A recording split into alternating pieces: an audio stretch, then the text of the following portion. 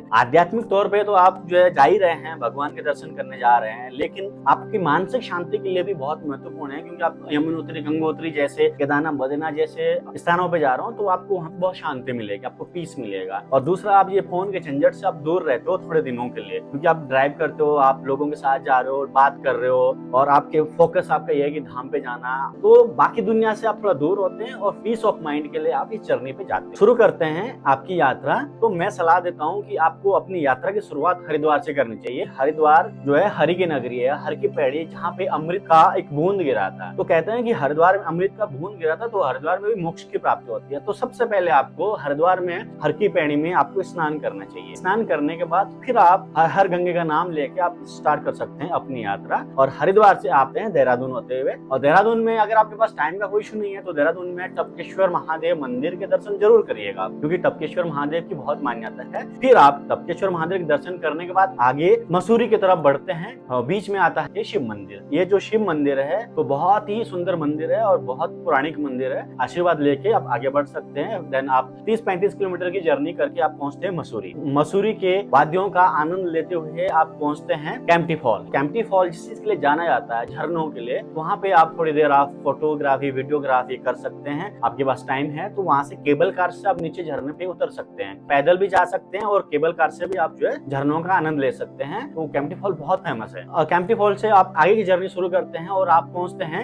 यमुना पुल है। वहाँ पे दो रास्ते कनेक्ट होते हैं, एक रास्ता जो मसूरी होते हुए जाता है, दूसरा रास्ता है विकास नगर होते हुए जाता है। दोनों रास्ते सेम है, पहुंचेंगे सब वहीं पे यमुना पुल पे पहुंचते हैं। फिर आप यमुना नदी के किनारे किनारे फिर आप पहुंचते हैं डामटा। अब आपका लंच का समय आ गया है, तो डामटा जो है बहुत फेमस है और वहाँ का खाना बहुत स्वादिष्ट है। तो डामटा में आप अपना लंच कीजिए। फिर आप उसके बाद आगे चल के आप नौगांव आता है, तो नौगांव से 10 किलोमीटर आगे आता है बड़कोट। बड़कोट एक वो डेस्टिनेशन है जहाँ पे आपका पहला पड़ाव रहने वाला है। अगर आपका होटल बुक है तो होटल में आप जो है स्टे करिए, और अगर आपका होटल बुक नहीं है तो बड़कोट पहुंचने के बाद आप सड़क में बहुत सारे होटल्स हैं, आप उनसे पूछ सकते हैं कि आपके पास रूम खाली है। तो अगर रूम खाली होगा किसी के पास और आपके बजट में होगा तो आप वहाँ पे रुक सकते हैं। तो फाइनली आज की जर्नी आपकी पूरी होती है और आप पहुंच गए बड़कोट। अपना नाइट स्टे कीजिए, डिनर कीजिए, देन सुबह अब अगले दिन डे सेकंड में आपको सबसे पहले अर्ली मॉर्निंग आपको स्टार्ट करनी है अपनी जर्नी, क्योंकि बड़कोट से 40 किलोमीटर दूर है जानकी चट्टी। आपको बहुत जल्दी अर्ली मॉर्निंग सबसे पहले आपको शुरू करनी है अपनी जर्नी, और आप 7 बजे तक अगर आप जानकी चट्टी पहुंच जाते हैं फिर आप बहुत अच्छे टाइम पे आप पहुंच गए। अब लास्ट पड़ाव है जहां तक गाड़ी जाती है, उसके आगे गाड़ी नहीं जाती है, तो गाड़ी आपकी पार्किंग में खड़ी रहेगी। और उसके बाद आपकी जर्नी स्टार्ट होती है 5 किलोमीटर की यमुना जी के दर्शन करने के लिए।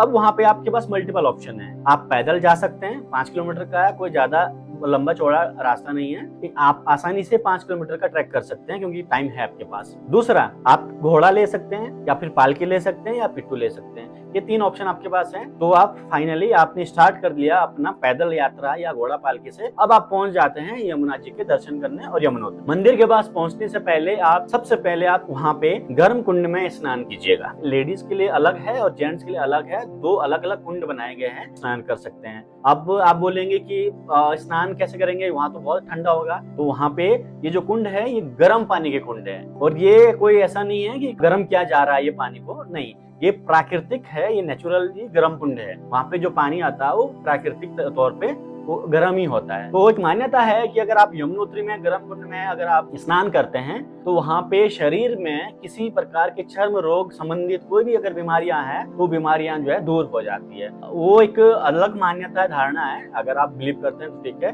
नहीं भी करते हैं तो गर्म पानी में स्नान करने के बाद ही आप दर्शन करिएगा। तो उसके बाद आप जो है पूजा अर्चना कर सकते हैं, दर्शन कर सकते हैं। फिर आप यमुना जी का जल भरते हैं, और साथ के साथ वहाँ पे एक छोटा सा कुंड बनाया गया है जहाँ पे उबलता हुआ पानी है। और वहाँ पे बहुत सारे लोग क्या करते हैं, चावल लेते हैं और चावल को सफेद कपड़े में बांध के उसके अंदर डालते हैं और वो तुरंत जो है पक के आ जाता है, और लोग प्रसाद के रूप में उसको लेके आते हैं। तो आपके यमुना जी के दर्शन हो गए। अब आप वापसी करते हैं, 5 किलोमीटर का ट्रैक करके आप पहुंच जाते हैं जानकी चट्टी। और जानकी चट्टी में आपकी जो है गाड़ी है, आप फिर आप गाड़ी में बैठ के आप वापस आ जाए कहाँ पे, बड़कोट में। अब बड़कोट में आप 7 बजे 8 बजे तक आराम से आ जाते हैं, क्योंकि 40 किलोमीटर का है आपका ड्राइव। तो इजीली आप पहुंच गए बड़कोट। अब आप अपना स्टे कीजिए, अपना डिनर कीजिए और आराम कीजिए। इस प्रकार से आप अपनी यात्रा की प्लानिंग कर सकते हैं। तो धन्यवाद, हमें दीजिए इजाजत। जय हिंद, जय उत्तराखंड।